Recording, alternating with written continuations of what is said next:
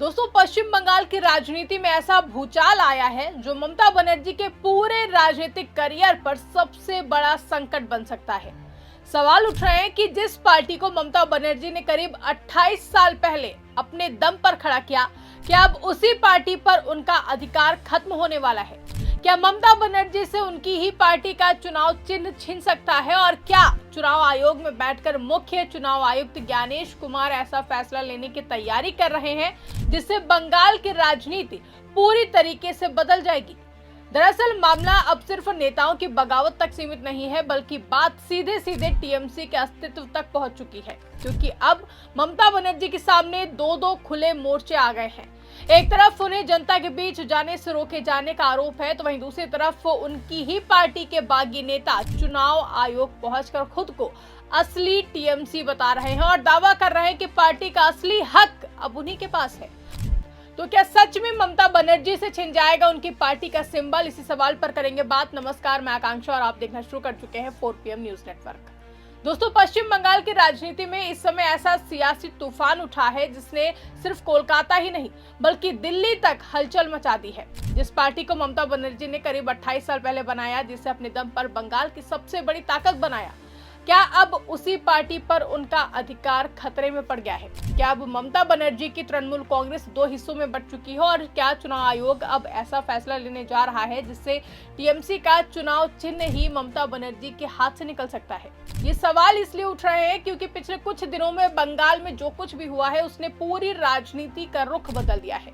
पहले पार्टी के अंदर बगावत की खबरें सामने आई, फिर पार्टी के दफ्तर पर कब्जे का दावा हुआ और अब मामला सीधे चुनाव आयोग के दरवाजे तक पहुंच गया है। यानी अब लड़ाई सिर्फ नेताओं के बीच नहीं बल्कि असली टीएमसी कौन है इसको लेकर हो रही है। लेकिन दोस्तों, सबसे दिलचस्प बात यह है कि ये पूरा विवाद ऐसे समय पर सामने आया है जब ममता बनर्जी खुद दावा कर रही हैं कि उन्हें जनता से मिलने तक नहीं दिया जा रहा है। यानी एक तरफ पार्टी के अंदर संकट गहराता जा रहा है, तो दूसरी तरफ ममता बनर्जी सरकार और प्रशासन पर गंभीर आरोप लगा रही हैं। ऐसे में सवाल उठना लाजमी है कि क्या ममता बनर्जी चारों तरफ से घिर चुकी हैं? तो आइए इस पूरी कहानी को समझने की कोशिश करते हैं। तो कुछ दिन पहले पश्चिम बंगाल में एक घटना हुई जिसके बाद ममता बनर्जी ने फैसला लिया कि वो पीड़ित परिवार से मिलने बरुईपुर जाएंगी।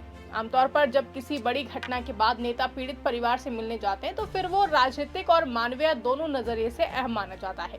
लेकिन ममता बनर्जी का दावा है कि इस बार उन्हें ऐसा करने ही नहीं दिया गया। ममता बनर्जी ने खुद एक वीडियो जारी किया। इस वीडियो में उन्होंने कहा कि वो अकेले पीड़ित परिवार से मिलने निकलना चाहती थी, लेकिन उनके घर के बाहर भारी संख्या में पुलिस और केंद्रीय सुरक्षा बल तैनात कर दिए गए।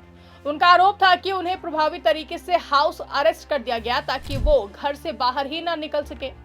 साथ ही ममता बनर्जी ने वीडियो में यह भी सवाल उठाया कि जब इलाके में धारा 144 लागू नहीं हुई तब आखिर उनके घर के बाहर इतनी भारी पुलिस फोर्स क्यों लगाई गई? आखिर ऐसा कौन सा खतरा था जिसकी वजह से उन्हें बाहर जाने से रोका गया? ममता बनर्जी ने इसे लोकतंत्र पर हमला बताया। उनका कहना था कि अगर किसी विपक्षी नेता को जनता से मिलने से रोका जाएगा तो फिर लोकतंत्र का मतलब क्या रह जाएगा? ममता बनर्जी के इस बयान के बाद बंगाल की राजनीति में एक नई बहस शुरू हो गई है। समर्थकों ने कहा कि ये लोकतांत्रिक अधिकारों का हनन है, जबकि विरोधी खेमे ने अलग अलग दावे किए हैं।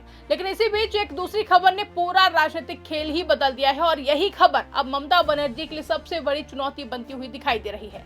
खबर आई है कि टीएमसी के अंदर बगावत अब खुलकर सामने आ चुकी है। सिर्फ नाराजगी की बातें ही नहीं हो रही है, बल्कि अब पार्टी के अंदर एक अलग गुट खुद को असली तृणमूल कांग्रेस बता रहा है। बता दें कि इस बागी गुट की अगुवाई ऋतव्रत बनर्जी कर रहे हैं। दावा किया गया है कि ऋतव्रत बनर्जी अपने समर्थकों के साथ पार्टी कार्यालय पहुंचे और वहां उन्होंने अपने अधिकार का दावा किया है। इसके बाद ये भी साफ हो गया कि मामला अब सिर्फ बयानबाजी तक सीमित नहीं रहने वाला है, बल्कि संगठन पर नियंत्रण की लड़ाई भी शुरू हो चुकी है।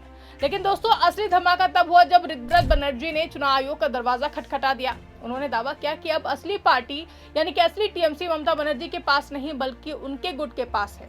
अब आप सोच रहे होंगे कि आखिर वो ऐसा दावा किस आधार पर कर रहे हैं। तो आपको बता दें कि ऋतव्रत बनर्जी का कहना है कि पार्टी के 2/3 से ज्यादा विधायक, जिला परिषद सदस्य, कॉर्पोरेटर और पार्षद और कई संगठन के पदाधिकारी उनके साथ हैं। यानी उनका दावा है कि पार्टी का बहुमत उनके खेमे में आ चुका है। अगर ये दावा सही साबित होता है तो फिर मामला सिर्फ बगावत का नहीं रहेगा बल्कि सीधे पार्टी के चुनाव चिन्ह तक पहुंच जाएगा। यहीं से पूरी कहानी में चुनाव आयोग की एंट्री होती है। दरअसल जब किसी राजनीतिक दल के दो गुट खुद को असली पार्टी बताते तब फैसला कोई नेता नहीं करता, अदालत भी सीधे फैसला नहीं सुनाती बल्कि चुनाव आयोग पूरे मामले की जांच करता है। चुनाव आयोग ये देखता है कि संगठन पर किसका नियंत्रण है, पार्टी के संविधान के अनुसार किसके पास अधिकार है और सबसे ज्यादा जनप्रतिनिधियों का समर्थन किस गुट के साथ है। यही वजह है कि अब चुनाव आयोग ने दोनों गुटों से सबूत मांगे हैं। दोनों पक्षों से कहा गया है कि वो अपने अपने संगठन से जुड़े दस्तावेज, पदाधिकारियों की सूची, समर्थक विधायकों की जानकारी और बाकी सभी रिकॉर्ड आयोग के सामने जमा करें। यानी अब बयान नहीं बल्कि कागज बोलेंगे। और जैसे ही खबर सामने आई है पूरे बंगाल की राजनीति में हलचल मच गई है, क्योंकि अगर चुनाव आयोग को लगता है कि पार्टी में असली बहुमत किसी दूसरे गुट के पास है तो मामला चुनाव चिन्ह तक पहुंच सकता है। यही वजह है कि अब हर किसी की नजर मुख्य चुनाव आयुक्त ज्ञानेश कुमार पर टिक गई है कि आखिर चुनाव आयोग क्या फैसला करेगा। क्या ममता बनर्जी का दावा मजबूत साबित होगा या फिर बागी गुट अपने दावे को साबित कर देगा। यही सवाल आज पूरे बंगाल में चर्चा का विषय बने हुए हैं, जहां हालांकि कोलकाता में आयोजित प्रेस कॉन्फ्रेंस में ममता बनर्जी ने बागियों पर पलटवार करते हुए कहा कि पार्टी के भीतर बगावत कराने की कोशिश करने वाले लोग बीजेपी के साथ मिलकर काम कर रहे हैं। उन्होंने आरोप लगाया कि तृणमूल कांग्रेस को कमजोर करने और उसके चुनाव चिन्ह पर भी नजर रखी जा रही है। ममता बनर्जी ने कहा कि हमारा चुनाव चिन्ह छीनने की कोशिश की जा रही है। मुझे पूरा भरोसा है कि ये चुनाव चिन्ह हमारे पास ही रहेगा। अगर जरूरत पड़ी तो मैं चुनाव चिन्ह को गले में लटकाकर जनता के बीच चली जाऊंगी। देखिए, राजनीति में चुनाव चिन्ह सिर्फ एक निशान नहीं होता है बल्कि पूरी पार्टी की पहचान होता है। करोड़ों वोटर उसे निशान को देखकर वोट देते हैं। इसलिए अगर किसी पार्टी के सामने चुनाव चिन्ह पर संकट खड़ा हो जाए तो फिर उसे बहुत बड़ा राजनीतिक झटका माना जाता है। यही वजह है कि टीएमसी का ये विवाद अब सिर्फ बंगाल तक मुद्दा नहीं रह गया है बल्कि पूरे देश की नजर अब इस पर बनी हुई है। अब देखने वाली बात होगी कि ममता बनर्जी अपनी पार्टी का सिंबल बचा पाने में सफल होती है या फिर नहीं, और ज्ञानेश कुमार आखिरकार इस पर क्या फैसला लेंगे। फिलहाल के लिए दोस्तों इस खबरों में बस इतना ही। अगर वीडियो पसंद आई हो तो उसको ज्यादा से ज्यादा लाइक करें, शेयर करें, चैनल को सब्सक्राइब करना ना भूलें और देखते रहिए 4PM न्यूज नेटवर्क।